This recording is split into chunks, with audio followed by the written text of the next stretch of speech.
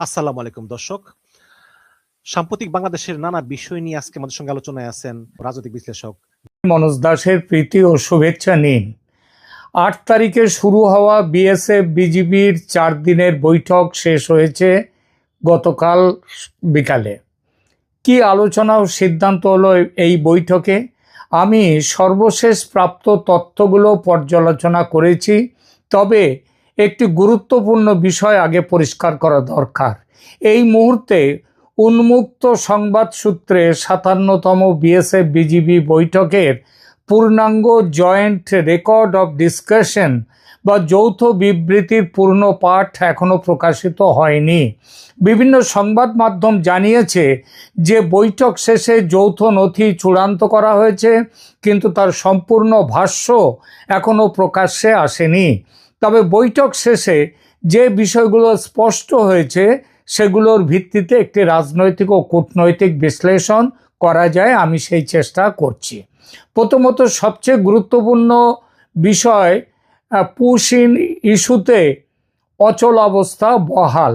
বাংলাদেশের অবস্থান কি ছিল? সীমান্তে একতরফাভাবে মানুষ ঠেলে পাঠানো বা পুশব্যাক করা আন্তর্জাতিক আইন ও মানবাধিকারের পরিপন্থী এবং কারো নাগরিকত্ব যাচাই ছাড়া তাকে বাংলাদেশে পাঠানো গ্রহণযোগ্য নয়। ভারতের অবস্থান কি ছিল? তারা অবৈধভাবে অবস্থানকারী বিদেশিদের নিজের দেশের আইন ও বিদ্যমান দ্বিপাক্ষিক প্রক্রিয়া অনুযায়ী, দ্বিপাক্ষিক মানে বাংলাদেশের সাথে মিলে প্রক্রিয়া অনুযায়ী ফেরত পাঠাচ্ছে। বাংলাদেশ নাগরিকত্ব যাচাই করতে দীর্ঘ সময় নিচ্ছে বলেও ভারতীয় পক্ষ অভিযোগ করছে, এমনকি বেশ কিছু কোনো উত্তরই পাঠাচ্ছে না। এইটা বিশ্লেষণ করলে কি পাই আমরা? এই ইস্যুতে কোনো সমঝোতা হয়নি, বরং দুই পক্ষই নিজেদের অবস্থান আনুষ্ঠানিকভাবে নথিভুক্ত করেছে। এটি সম্ভবত এই বৈঠকের সবচেয়ে বড় বাস্তবতা। ভবিষ্যতেও সীমান্তে পুশব্যাক নিয়ে উত্তেজনা অব্যাহত থাকার সম্ভাবনা রয়েছে। দ্বিতীয়, সীমান্ত হত্যা প্রশ্নে বাংলাদেশ চাপ বজায় রেখেছে। বাংলাদেশ এই বৈঠকে সীমান্ত হত্যা, আহত করা, নির্যাতন, নিরস্ত্র বাংলাদেশিদের বিরুদ্ধে প্রাণঘাতী বলপ্রয়োগ এগুলো বন্ধ করার দাবি জোরালোভাবে তুলেছে। আর ভারত কি বলেছে? ভারত বলেছে তারা তাদের সীমানায় তাদের দেশের আইন অনুযায়ী বিচার করবে এবং সেইভাবে যে শাস্তি পাওনা, যেভাবে এই কেসগুলো দেখা দরকার সে সেইভাবেই করছে। এর বিশ্লেষণ করলে আমরা কি পাই? যদিও যৌথভাবে জিরো বর্ডার কিলিং ঘোষণা আসেনি, বাংলাদেশ বিষয়টিকে আবারও শীর্ষ আলোচ্য সূচিতে তুলতে সক্ষম হয়েছে। এটি ঢাকার জন্য একটি কূটনৈতিক সাফল্য হিসেবে দেখা যেতে পারে।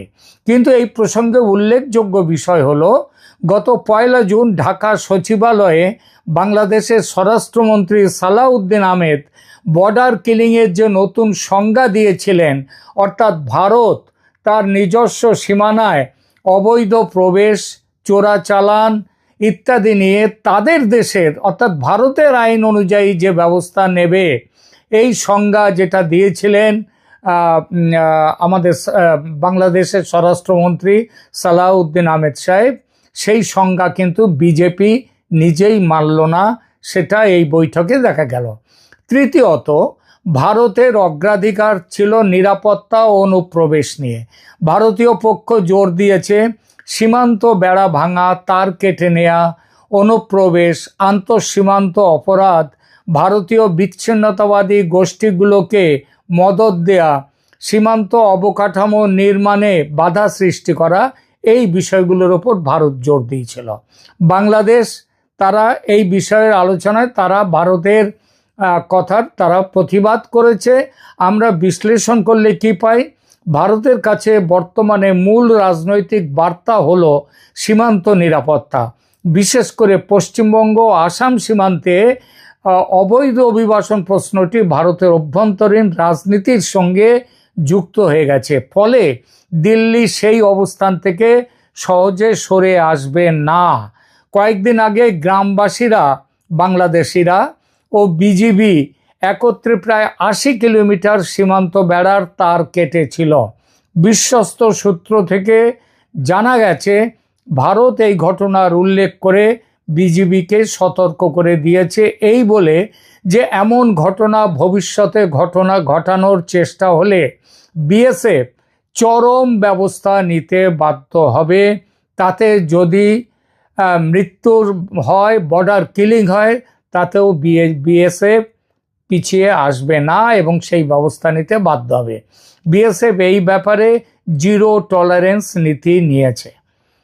চতুর্থত, কেন এই বৈঠক আগের বৈঠকগুলোর তুলনায় তাদের চেয়ে বেশি গুরুত্বপূর্ণ? কারণ বিএনপি সরকারের ক্ষমতায় আসার পর এটি প্রথম বড় সীমান্ত বৈঠক। দ্বিতীয়ত, পুশ-ইন বা পুশব্যাক ইস্যু গত এক বছরে সবচেয়ে বড় দ্বিপাক্ষিক বিরোধে পরিণত হয়েছে এবং ভারত বাংলাদেশ সম্পর্ক বর্তমানে খুবই খারাপ একটা জায়গায় পৌঁছেছে এই পুশব্যাক ইস্যুতে, অন্যান্য ইস্যু যদিও আছে। তৃতীয়ত, সীমান্তে একাধিক মুখোমুখি অবস্থান, যেটাকে স্ট্যান্ড অফ বলা হয়, সেটা তৈরি হয়েছে বিএসএফ ও বিজিবির মধ্যে।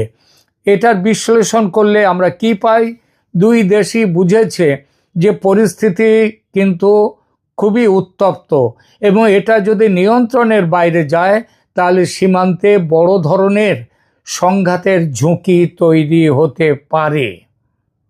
যে কথাটা আমি ইতিপূর্বে বেশ কয়েকবার আমি এই বিষয়টা নিয়ে আমি বলেছি যে পরিস্থিতিতে সীমান্ত সরগরম হচ্ছে, তাতে আগামী দিনে কিন্তু দুদেশের সম্পর্ক, এমনকি সীমান্তে ছোটোখাটো সংঘর্ষ থেকে বড় কিছুও ঘটতে পারে।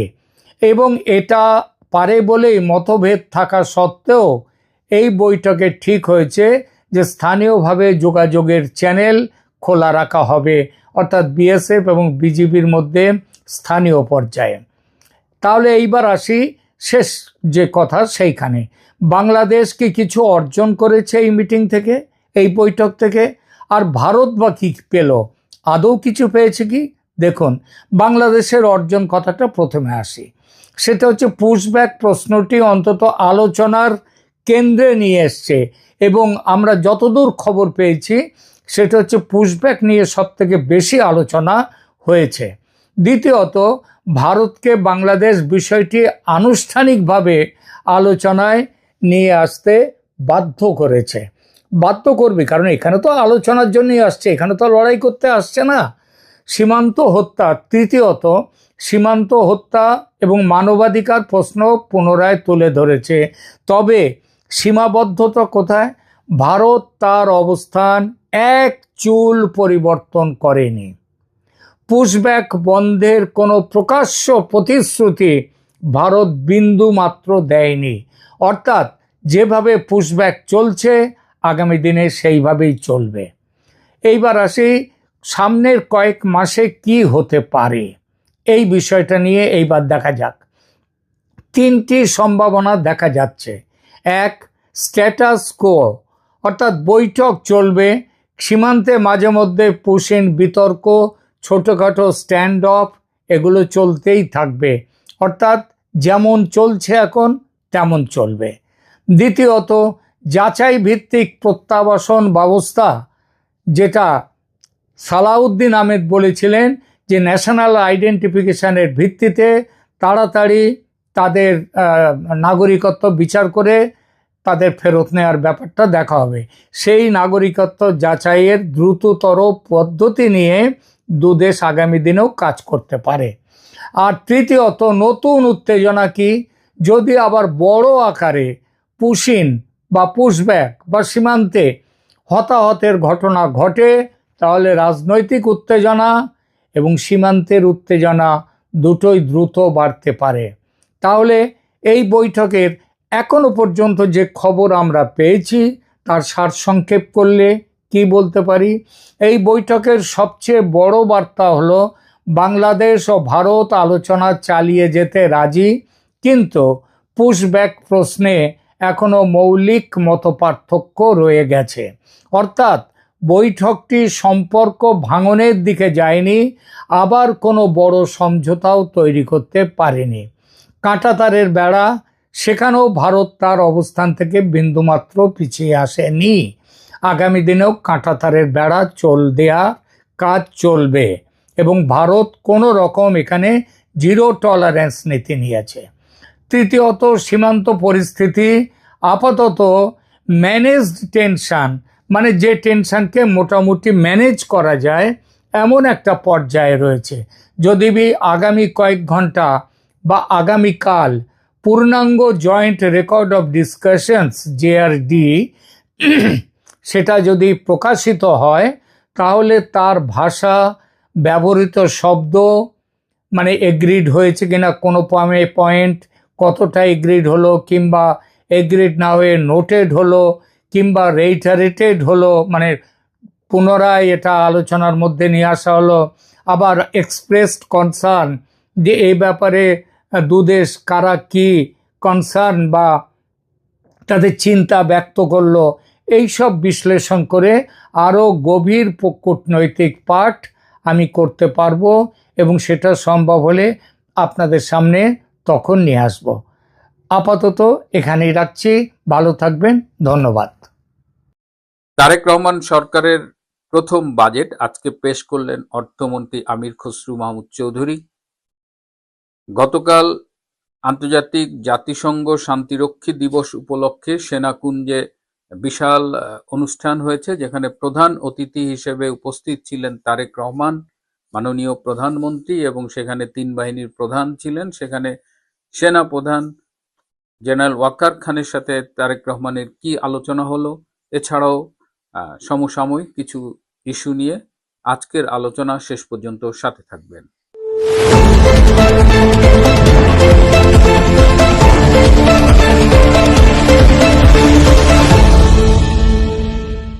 আসসালামু আলাইকুম এবং আদাব। বাজেট পেশের সাথে সাথেই তুমুল সমালোচনা শুরু হয়ে গেছে। আমির খসরু যে বাজেটটি পেশ করেছেন তাতে বিশেষ বিশেষ খাতে কালো টাকা সাদা করার সুযোগ শুধু রাখা হয়নি, বরং সেই টাকার কোনো উৎস সম্পর্কে প্রশ্ন করা হবে না এমন বিধানও রাখা হয়েছে। কালো টাকা সাদা করার এর আগেও অতীতে আমরা দেখেছি, ডক্টর ইউনূসের আমলেও এটি করার চেষ্টা করা হয়েছিল, কিন্তু আজকে যে বাজেটটি পেশ করা হলো সেখানে এই বিষয়টি নিয়েই সবচেয়ে বেশি সমালোচনা হচ্ছে এবং অনেকেই মনে করছেন যে তারেক রহমান সরকার বা বিএনপি সরকার সেই অতীতের দুর্নীতির পথেই হাঁটছে। এই বিএনপি যখন 2001 থেকে 2006 পর্যন্ত ক্ষমতায় ছিল, তখন কিন্তু পরপর 5 বার বাংলাদেশ পৃথিবীতে দুর্নীতিতে চ্যাম্পিয়ন হয়েছিল এবং বেগম খালেদা জিয়া এবং তার অর্থমন্ত্রী সাইফুর রহমান, এই দুজনই কিন্তু কালো টাকা সাদা করেছিলেন। এটা পৃথিবীতে খুব রেয়ার যে কোনো প্রধানমন্ত্রী বা ইমিডিয়েট পাস্ট প্রধানমন্ত্রী, অর্থমন্ত্রী তারা কালো টাকা সাদা করে। তো সেই অতীতের রেকর্ডের পথ ধরেই তারেক রহমান সরকার এখন বলছেন যে কিছু কিছু খাতে, আবাসন খাত এবং জমি কেনা, এসব খাতে আপনার যে কোনো কালো টাকা আপনি সাদা করতে পারবেন এবং you don't need to even tell the source. সমস্যা হলো যে আজকে আপনি যখন এই কালো টাকা সাদা করবেন, কখনো না কখনো এই রেকর্ড তো থেকেই যাবে। আরেকটা আলোচনা যেটা চলছে যে ডক্টর ইউনূসের আমলে প্রায় $200 বিলিয়ন সমপরিমাণ টাকা 17 মাসে বাংলাদেশ থেকে বিদেশে পাচার হয়েছে। এই টাকাটা বেশ কয়েকদিন ধরে রেমিটেন্সের নামে ফেরত আনা হচ্ছে। তো এইবার যেহেতু এই সুযোগটা বিএনপি সরকার দিচ্ছে, তার মানে ইউনূসের বিভিন্ন উপদেষ্টা, এই ছাত্র সমন্বয়ক, এদের যে পাচার করা বিদেশি টাকা তার একটা বড় অংশ তারা আবার ফিরিয়ে এনে ব্ল্যাক মানি হোয়াইট করার এই সুযোগটা তারা নেবে। এবং কয়েকদিন ধরে আপনারা খেয়াল করছেন যে বাংলাদেশে বিদেশে কিন্তু আমাদের লোকজন জব হারাচ্ছে, মধ্যপ্রাচ্য সহ অনেক দেশেই জব কমে যাচ্ছে, লোকজন ফেরত আসছে, কিন্তু রেমিটেন্স বাড়ছে। এর দুটো ব্যাখ্যা হয়েছে যে আওয়ামী লীগ সরকারের আমলে জামাত একদম পরিকল্পিতভাবে বিদেশ থেকে রেমিটেন্স আনাটা বাধাগ্রস্ত করত। তারা সেখানে শক্তিশালী একটা হুন্ডি সিন্ডিকেট গড়ে তুলেছিল এবং মধ্যপ্রাচ্য বিশেষ করে সেখান থেকে হুন্ডির মাধ্যমে তারা বাংলাদেশে টাকা পাঠাতো। ইউনূসের আমলে সেই জামাতি হুন্ডি সিন্ডিকেটটা তারা ব্যাংকিং চ্যানেলে টাকা পাঠানো শুরু করলো। প্লাস এই যে ইউনূসের আমলে এবং বিএনপির আমলেও, এমনকি ইউনূসের আমলে বিএনপি নেতারাও, জামাত নেতারাও অনেকে বিদেশে টাকা পাচার করেছিলেন, সেই রেমিটেন্সের নামে তারা দেশে এনেছেন। সুতরাং এই যে দুর্নীতির মহোৎসব, এই বাজেটে কিন্তু আজকে যেটি পেশ করা হলো সেখানে সেই সুযোগটা রাখা হলো। এখন দেখা যাক যে শেষ পর্যন্ত এই সুযোগটা থাকে কিনা, কিন্তু যে ওয়ার্ডিং ব্যবহার করা হয়েছে, যে ইভেন সোর্স ব্যবহার জিজ্ঞেস করা হবে না, তাতে মনে হয় যে এটি থাকবে। সুতরাং দেখা যাক, বাজেট নিয়ে আমরা আরো কথা বলবো। গতকাল ছিল এই আন্তর্জাতিক জাতিসংঘ শান্তিরক্ষী দিবস, এই উপলক্ষে সেনা কুঞ্জে একটি অনুষ্ঠান হয়েছে, যেটা শুরুতেই বললাম। সেখানে তারেক রহমানের সাথে সেনা প্রধানের বিভিন্ন সময় ইনফর্মাল কথা হয়েছে। আপনারা খেয়াল করেছেন আমাদের সেনা প্রধান জেনারেল ওয়াকার খানের লুকটা কিন্তু বদলে গেছে। তিনি সম্প্রতি হজে গিয়েছিলেন এবং হজ থেকে ফিরে তাকে আমরা যে ছবিটা তার আমরা দেখছি, প্রথমে আমি ভেবেছিলাম যে এটা বোধহয় আর্টিফিশিয়াল ইন্টেলিজেন্স দিয়ে ছেলেপেলেরা তৈরি করেছে, কারণ আজকাল তো অনেক কিছুই বানানো হয়। কিন্তু পরবর্তীতে নিশ্চিত হলাম যে না, এটাই আমাদের জেনারেল ওয়াকার খান। তার মুখের গেটআপ, তার দাড়ি, তার মোচবিহীন দাড়ি দেখে অনেকেই রসিকতা করে বলছেন যে এই গেটআপ, এই স্টাইলটা নাকি জামাতি স্টাইল। জামাতের নেতাদের দেখবেন তাদের মোচ থাকে না, কিন্তু দাড়ি থাকে। এবং এই সূত্র ধরে অনেকেই বলছেন যে যেহেতু এই অভিযোগটি আমরা শুনেছি যে জেনারেল ওয়াকার খান ছাত্র জীবনে শিবিরের সাথে সম্পৃক্ত ছিলেন এবং রাজনৈতিকভাবে তিনি জামাতের আদর্শে বিশ্বাস করেন, তো এই দাড়ি গেটআপ দেখে অনেকেই সেটা আবার মনে করিয়ে দিচ্ছে। তারেক রহমানের সাথে বিভিন্ন সময় কথাবার্তায় তিনি বারবার স্মৃতিচারণ করছিলেন। তিনি মনে করিয়ে দিচ্ছিলেন বেগম খালেদা জিয়ার সাথে তিনি শেষ দিকে যখন দেখা করেছিলেন, যখন তারেক রহমান লন্ডনে ছিল, তখন বেগম খালেদা জিয়া তাকে বলেছিলেন দেশের জন্য যা ভালো হয় সেটা করতে, এবং তিনি তারেক রহমানের সাথে যোগাযোগ রাখতে বলেছিলেন। এবং বেগম খালেদা জিয়ার উপস্থিতিতে টেলিফোনে তিনি তারেক রহমানের সাথে কথা বলেছিলেন। তারেক রহমান তখন লন্ডনে ছিলেন। এই স্মৃতি তিনি আবার গতকাল চারণ করেছেন তারেক রহমানের সামনে, এবং তিনি আকারে ইঙ্গিতে যেটা বোঝাতে চেয়েছেন, তিনি আসলে এক্সটেনশন চান।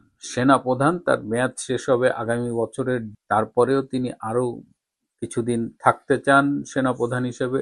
সেটাও যদি না হয় তাহলে তিনি একটি বিশেষ পদ তৈরি হোক এটা চান, যেখানে তাকে সেনা প্রধানের পাশাপাশি সেনাবাহিনীতে একটা উপরের পদে রাখা যায়।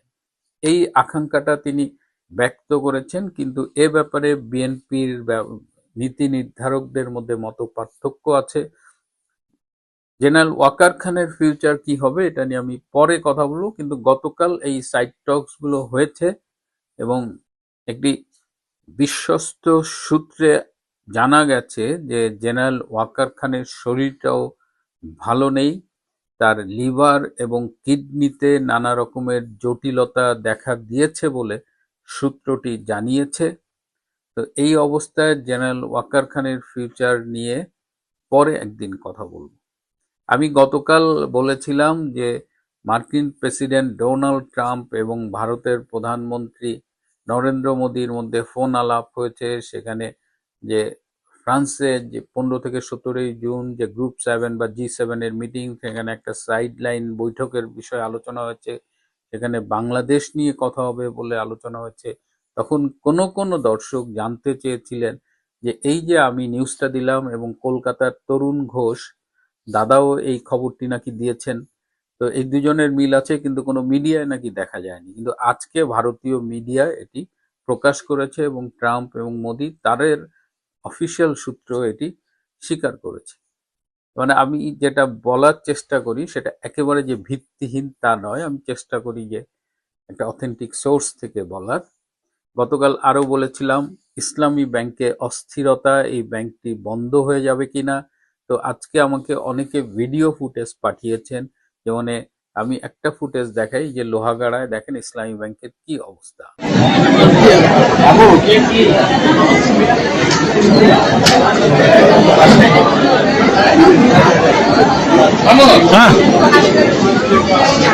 Motivasi ada 1 1 orang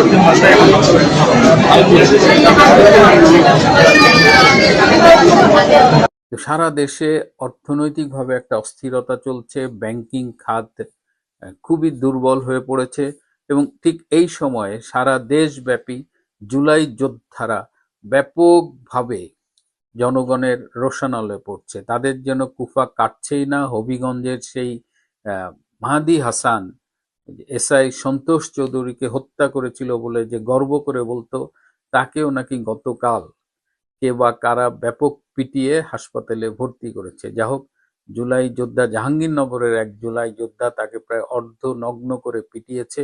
তো সারা দেশ থেকেই আমরা এরকম খবর পাচ্ছি।